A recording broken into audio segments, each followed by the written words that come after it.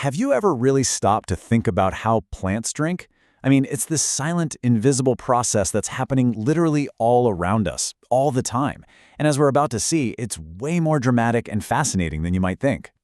So let's just dive right into the big question. How does a giant redwood tree, hundreds of feet tall, get water all the way to its top leaves? It doesn't have a heart to act as a pump. It has no muscles. So what's the secret? Well, that's the mystery we're going to solve today. But before we start that journey, get this.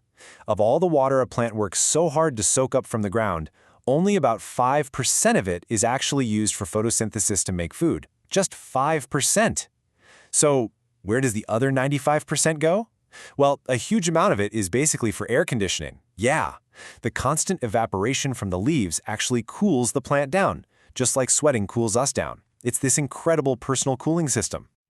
All right, so our story starts where you'd probably expect, underground. This is square one, the very first challenge for any plant, how to get that water out of the soil and into its own system in the first place. The plant's secret weapon for this is its root hair cells. And we're not talking about the big, thick roots you can see. We're talking about millions of microscopic, single-celled tentacles that massively increase the root surface area. Think of it like a super absorbent sponge, just trying to soak up every last available drop of water. So how does the water actually get inside? Well, it all comes down to a really neat bit of physics called osmosis. You can imagine the root cell's wall as a super fine sieve. Water molecules? They're small enough to pass right through. But the bigger stuff dissolved inside the root, like salts and sugars, they're too big to get out. Because there's more pure water in the soil, it just naturally flows into the root to try and balance things out. The best part? It's a totally passive process. The plant doesn't have to spend any energy to make it happen. Okay, so the water is in the roots. Great. Now comes the really hard part, fighting gravity. How in the world does that water get from the roots all the way up to the leaves at the very top of the plant? Meet the xylem. Honestly, the best way to think of it is as a superhighway for water. It's this amazing network of incredibly thin, hollow tubes. They're actually made of dead cells, all joined end to form one continuous pipeline, stretching from the deepest root tip right up to the highest leaf. Now, plants actually have two of these transport systems. You've got the xylem, which we just met. That's a one-way street, only for water and minerals, and it's all going up. But then you've also got the phloem. That's a two-way system made of living cells, and its job is to actively move sugars, the plant's food, wherever they need to go. So two totally different pipelines for two very different jobs. And here is the absolute key to the whole thing. The water isn't pushed up from the bottom, it's actually pulled from the top. As water evaporates from the leaves, it creates this tension, this pulling force that yanks the entire column of water up behind it. It's kind of like sipping water through a really, really long straw. We call this the transpiration stream. But this leads us to the central problem in a plant's life. See, to make its food through photosynthesis, a plant desperately needs carbon dioxide from the air. But the very act of opening up to get that CO2 puts all that precious water it just transported at risk of escaping. It's a huge trade-off. And these are the gateways, the stomata. We're talking thousands of tiny little pores, mostly on the underside of leaves. Each one is flanked by a pair of guard cells that act like little bouncers, opening or closing the pore to perfectly balance that need for CO2 against the risk of losing too much water. And this loss of water through the stomata is what we call transpiration. It's pretty much the unavoidable cost of doing business for a plant. If you open the doors for carbon dioxide to come in, some water vapor is inevitably going to sneak out into the drier air.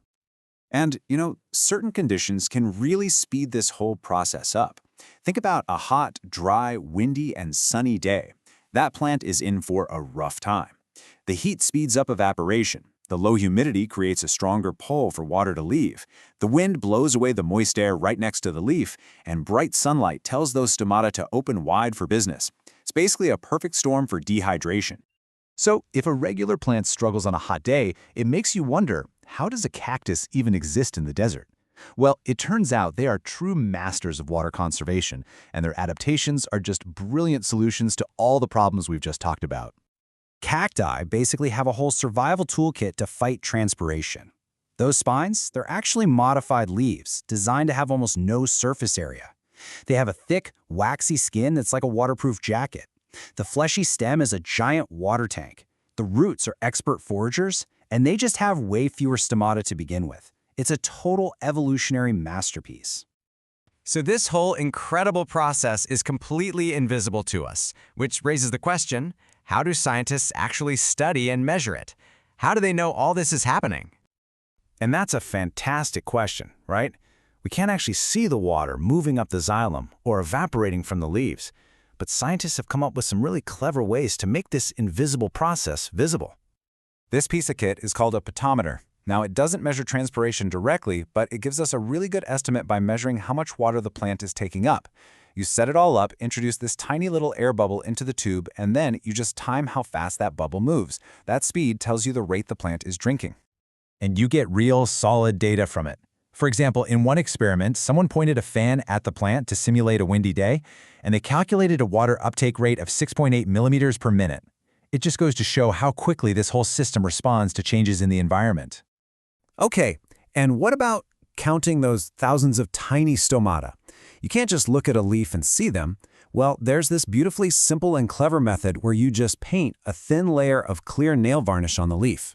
When you peel it off, you get a perfect impression of the leaf surface, which you can then pop under a microscope and count the stomata. So simple. But of course, good science means being thorough. You can't just count one tiny patch and call it a day. To get a true, reliable picture, scientists will take multiple counts from random spots all over the leaf impression and then calculate the average, or the mean. That way, you know your final number is actually representative of the whole leaf. So, the next time you look at a tree, don't just see a static object. I want you to see this: a silent, solar-powered engine. The sun's energy drives that evaporation from the leaves, and that acts like a powerful motor, pulling a continuous stream of water up from the ground, defying gravity every single second of every single day.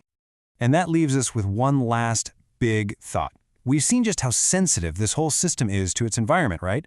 A simple breeze can completely change how a plant uses water. So, what does that mean for our forests, our crops, and our entire planet in a changing climate? It's a pretty powerful reminder of just how delicately everything is connected. Thanks for joining me for this explainer.